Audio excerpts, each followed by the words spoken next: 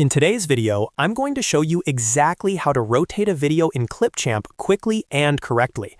If you've ever recorded a video on your phone and it shows up sideways or upside down in the editor, don't worry, this is a very easy fix. I'll walk you through the entire process step by step so you can rotate your footage in just a few clicks. Make sure to watch until the end so your video exports perfectly. And if this tutorial helps you out, don't forget to like this video and subscribe to the channel for more simple and practical Clipchamp tutorials. All right, let's jump in. First, open Clipchamp and go to any video project of your choice. You can either create a new project or open an existing one where your video is already uploaded. Once you're inside the Clipchamp editor, make sure your video clip is added to the timeline. If it's not there yet, simply drag and drop it from your media library down onto the timeline so you can begin editing it. Now, click directly on the video clip in the timeline to select it. This is very important because the editing options only appear when the clip is selected. Once selected, you'll notice a toolbar appear above the preview window.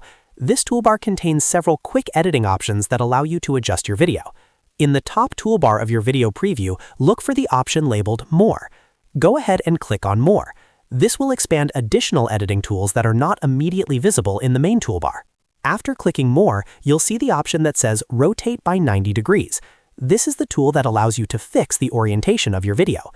Click on Rotate by 90 degrees once, and your video will instantly rotate clockwise by 90 degrees.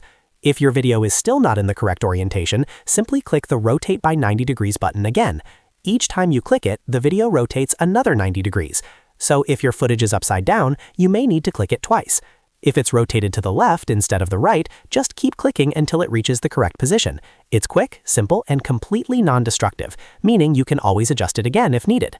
Once your video is properly rotated, take a moment to preview it by pressing the play button in the preview window. This ensures everything looks correct before exporting.